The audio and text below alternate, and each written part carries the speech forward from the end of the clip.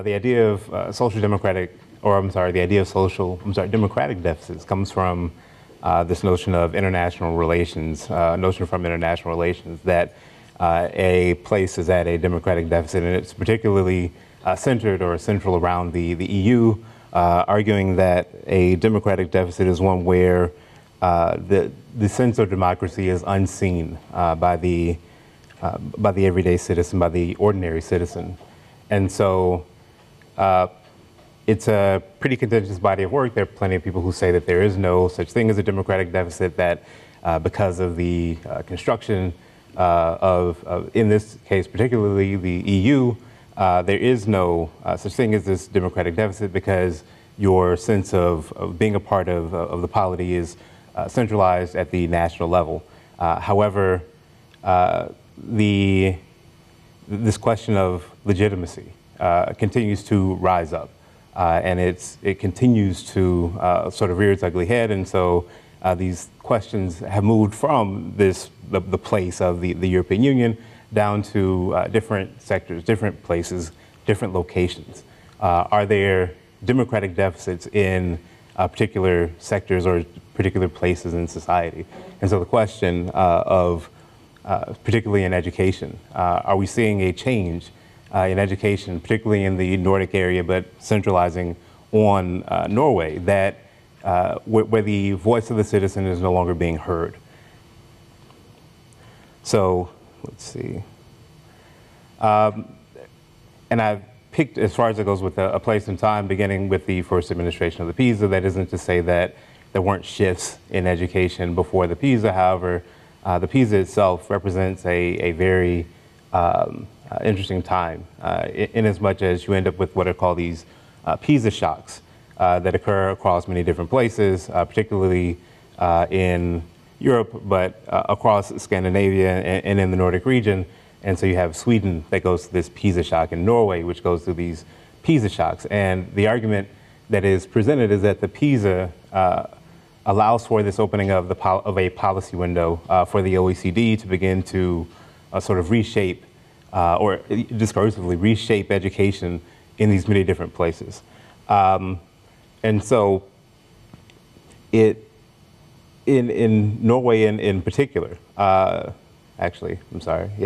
in Norway in particular, this brings up sort of this rise of neoliberal language in education, this idea of quality assurance, which is heard, I think, with the advent of the Bologna process and prior to that, but this definite rise in sort of corporate language in education comes about with the failures of education in Norway, especially in comparison to its Nordic neighbors. And so looking at the reading scores, you see that there's a general sort of leveling with Norway.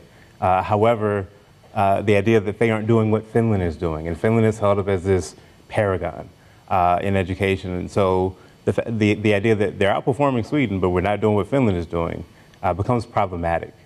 And so it becomes an opportunity for a shift in policy, a change in policy, to respond to these scores. So, again, bringing about this question of legitimacy and the new governance in education, Risley and Lingard say that through all of this work, the OECD is a part of and helped constitute the new form of global governance in education, as well as within nations. And so this question of the legitimacy of this new governance in education, I attempt to critique using Moravcik's, and again from the field of international relations, this idea of the democratic deficit. And the democratic deficit has two components to it, one of them being the idea of philosophical coherence. Does it adhere to the social democratic values and traditions within Norwegian education and society at large? And does it also adhere to this sense of pragmatic viability? I find, in this case, the idea of pragmatic viability a little bit difficult to grapple with, because it is a question of will, a question of opportunity. To say that anything is pragmatically viable, yes, there is a reality on the ground, but that reality on the ground can definitely be shifted, be changed assuming that there is some sort of democratic will upon which shifts can be made. So this paper more focuses on this concept of philosophical coherence to the social democratic tradition, and across Scandinavia, the idea of education being both part and parcel sort of example and key program within social democracy exists. And so you have this idea of equality, I think it's in Swedish, it's jämlikhet. So you have this idea of jämlikhet and justice within education. And so after World War II, you begin to see these creations of, or at least the strong founding of these social democratic traditions coming out of Labor Party movements. So again, looking at 2000 to the present, and actually we start a little bit before then, or I'll start a little bit before then, looking at this idea of, are we looking at a sort of disruption of the philosophical coherence in Norway? And so I'm trying on a method. I'm trying on critical discourse analysis, and we'll see how well I do with it. But as far as it goes with the documents that I wanted to look at, there are reports from the International Conference on Education by the Norwegian Ministry of Education from '96 through 2008, as well as a document that was produced in 2012, the National Curriculum for Knowledge Promotion out of the Norway Ministry of Education. So the document, the 1996 document, actually opens up, as it does on the left, noting that this idea of equality is this long-standing idea in education, and that it is important, it is central to Norway for education to be delivered equally. And the second part, the second quote actually, deals with this idea of, again, what is education for? It speaks on this idea of the acquisition of knowledge. And so, I'm sorry, I'm finding myself in my paper. It's very much, again, sort of setting the scene. And it begins to, you begin to see the Norwegian movement towards this idea of the competition state. This is definitely sort of to be expected with the sort of Reaganism and Thatcherism of the 80s. And so these movements in education, again, aren't new. However, I think I'm arguing that there's an intensification post-2000. So moving forward, the idea of, again, if you look at the quote on the left, you see this idea of quality. Quality begins to be brought into this, and this idea of innovation. And so we get these sort of human capital notions of education that are beginning to be introduced, and we get sort of direct referencing to globalization and this idea of sort of internationalizing education in Norway. So this is before the administration of the first Pisa. However, I think that it sort of sets the scene as the Pisa was actually announced in a program, I believe, in '96. So in 2001, you end up with, and it should be, I guess it should be noted that as far as it goes with this idea of an engaged citizenry in education, the Norwegian population is actually quite engaged in education, and it is a highly politically charged area. However, when we get to the 2001 document, it's noted that, again, this area of debate, however, you begin to look at this idea of a mention, at least a token mention of solidarity, and this idea of sort of new movements, new populations coming into Norway.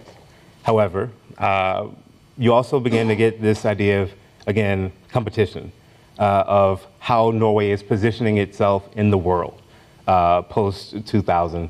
And so if you notice within this first section, the idea of Norway being favorably positioned, and it begins to talk about its resources And at this time, I believe also you have this nationalization of natural resources. I'm sorry, this liberalization of natural resources where the actual gas reserves are being sold off. But you get this sense of, again, human capital. Large resources are invested yearly by both the private and public sectors in service capacity building. And so this sort of reference to of building society through education as an investment, but as a, oh, okay. All right. And however, you do get token reference to the welfare society, but this is definitely a movement more towards business language. So by 2004, you end up with this referencing again to a white paper. However, the idea of moving education away from the local more to the national, and then it actually ends up shifting back more towards local movements as well. However, they reference again this idea of placing themselves in the world, of how this is not what I meant, okay. Placing themselves in the world and how, again, how they are placed with other countries. However, they argue again that these changes aren't so much against these traditions. However, they very much are, in as much as the new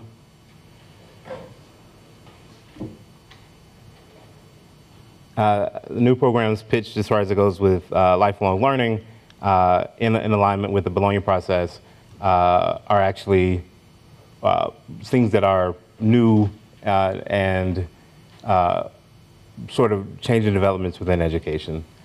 So by the time that we get to 2008, we end up with a sort of introduction of a skills component. And this idea of creating skills and creating a skills society, the idea of, again, moving students more towards their potential. However, what's also interesting from the 2008 document, and I'm moving forward because of time, is this idea of sort of student blaming that actually occurs within the 2008 document, which talks about when students drop out because there is a dropout issue in Norway, how they begin to place it more towards society and less away from the notion of what schools are able to do.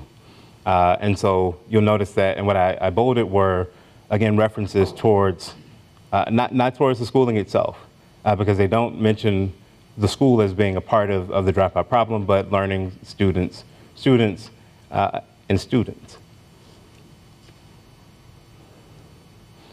By the time that we get to the National Curriculum for Knowledge Promotion, which is a 2012 document, it's, again, it's a quality framework produced by the Norwegian Ministry of Education, and it is in line with the Education Act.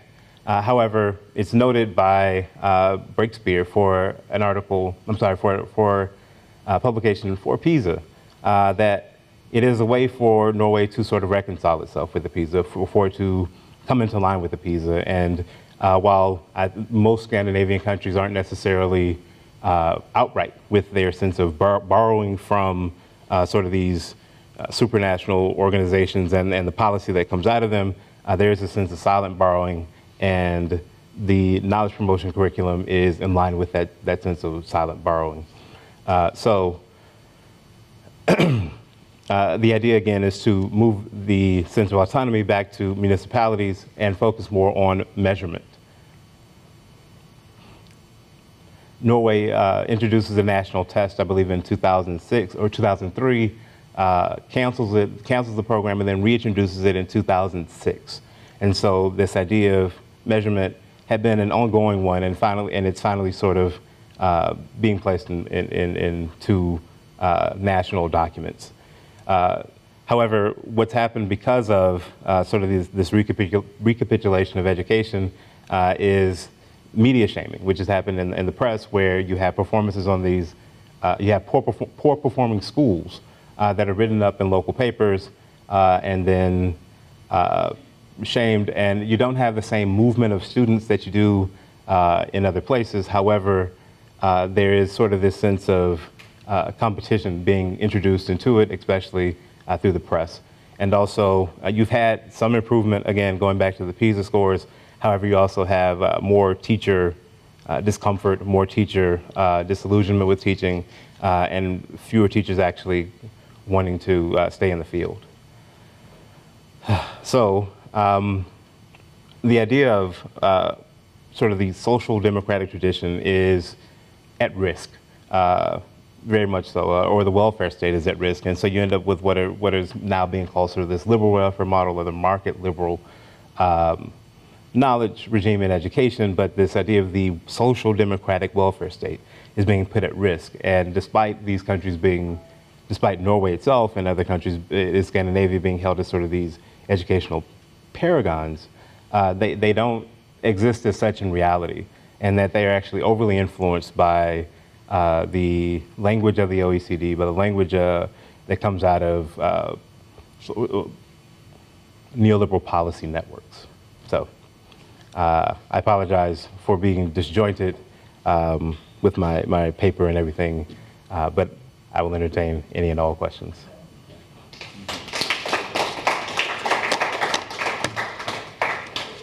Questions? Oh, sorry.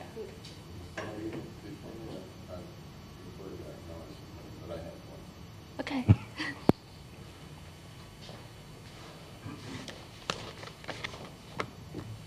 I actually think this is a great paper in the making. That is a great example of how one could study soft power in relation to a specific entity, such as Pisa, and the ambivalent relationship, contradictory kind of energies that get produced in a specific setting, national setting, as in the context of Norway, then the larger regional issues of Scandinavia and the representation of Scandinavia, particularly with respect to Finland, and its significance as being at the top end of the scores. But if you look at Germany, Germany is also turning itself inside out because of this low scores. Or if you look at Spain, similar kind of thing. So that's kind of one observation, that this really is very interesting. Now, the methodological approach to it is one that we might think about. Is it that you are saying that using critical discourse analysis, focusing on text and documents, may be in fact the best privileged way to understand these tensions? And when you look at the documents, not simply as documents, but their genealogies, that is how they get of trust into society, over which contestation is occurring, conflicts about policy is occurring, feelings about inequality in performance, but also social inequality, etc.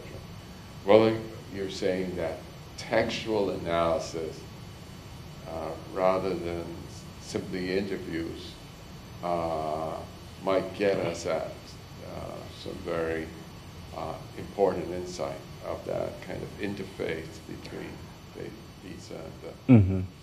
I think that right now where this work suffers is my inability to sort of look at the documents in Norwegian, first and foremost. I mean, these were presented to UNESCO in English, and I think that there may be something sort of lost in translation and looking at other documents. However, I think also that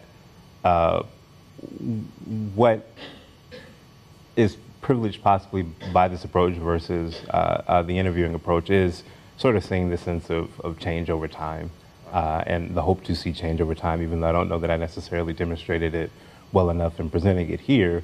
The idea that the documents do show sort of a shift in philosophy, and I think that there's a need to sort of revisit the method and sort of problematize a little bit some of the language within the documents a little bit further. However, that versus, I would argue, interviews may be a little bit better. I hope, at least with this approach, I hope that it sort of highlights again where these shifts are beginning to happen, or how the shifts are beginning to happen, as opposed to looking sort of at interviews of possible. I guess teachers would be a great place to begin. Yeah. To look at interviews, but I imagine that the information that I would get out of ministerial offices wouldn't be as useful as looking at the documents that come out of it. So maybe a mixing of the two It might be best. interesting to do both. You Yeah. get disavowal, Yeah. and then if you say the power of, in my view, text is that they can check speech, and speech can complement text. So the interviews may Sure. at some point be seen as useful, but great stuff. Okay, thank you.